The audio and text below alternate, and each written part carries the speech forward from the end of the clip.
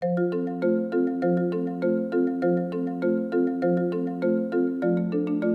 most important thing when you paint a portrait is that your sitter connects to it and is moved by it and transported and identifies with it in some way at the end.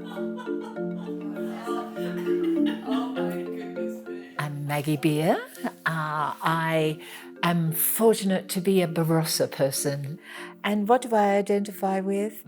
Everything about food and music and art and life. And joy, finding joy even through the hard times. Hi, my name is Kathryn Barton. I'm an artist. And my practice spans a number of different mediums, but painting is my primary practice. And yes, I just feel very moved to be here in this moment with beautiful Maggie. The way that I approach portraiture, because for me it's an inroad, I feel like it's a richer level of engagement for the sitter, and then hopefully a richer level of engagement for audiences too, is to sort of ask my sitter to identify, a series of objects essentially, or colours. So that was part of our conversation as well. Maggie gave me a very long list. There were way too many friends to choose from. And it really is so important, and there's a lot of symbolism for me in it as well, like the pomegranate. The pomegranate I've used as a symbol for my foundation, because the arils in the pomegranate, the little tiny ruby arils, are seeds of change. You know, I'm a country girl. I grew up with my mum in the veggie garden, so for me, Maggie's paradigms around connection to land and the celebration of seasonal produce, and the fact that she has, you know, some very specific food loves. You know, there's just so much to celebrate there. And on top of that, one thing I didn't know about Maggie's career, which I found out in the context of sitting with her in the studio, is that her career, and I'd much prefer Maggie to speak about this with more specificity, but really started with the pheasant. Yes, I mean, the luck of my life was meeting Colin, and we married 16 weeks after we met 53 years ago, so, you know, risk takers. He has supported every single thing I have ever done. Without him, I would not have achieved nearly what I have. But it was the pheasant that was the catalyst for something that was right in front of me.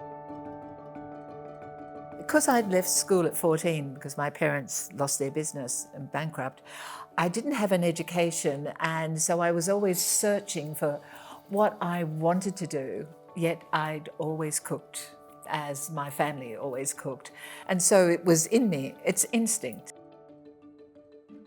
With the pheasants, people didn't know what to do with them because there were no cookery books with pheasants except for European ones. And I never thought of not cook. I just cooked automatically. And so from the farm shop to the restaurant to everything else. But really, Colin, he's made everything possible. Well, now I can see why the pheasant is... It's so important. Because the pheasant in the painting, you know, I approached very much like the idea of an animal familiar. So it's Colin the pheasant looking adoringly at Maggie. I mean, a quality of joy is such an ineffable thing, I suppose. Because again, the challenge of a pictorial space too is that it's a distilled space. It's not a moving space. It's a realised surface, a fixed surface. But with Maggie, who has so much kinetic energy, again, the level of detail and the very decorative areas with the dotting, and you know, the way that, even the peas with their tendrils, I really wanted all of that life force energy and that kinetic energy. Again, it was a very central composition, and as I said before, I wanted that regal quality, because I revere this woman, but I wanted the whole picture to be pulsating with energy and possibility and beauty. Yeah, the end.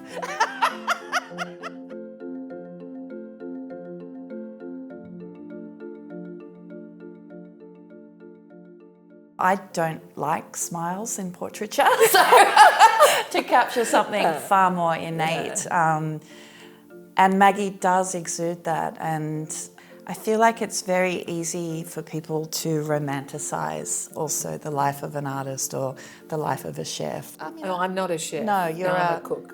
A cook. So, I love that. I love that. I'm a cook. I'm a cook.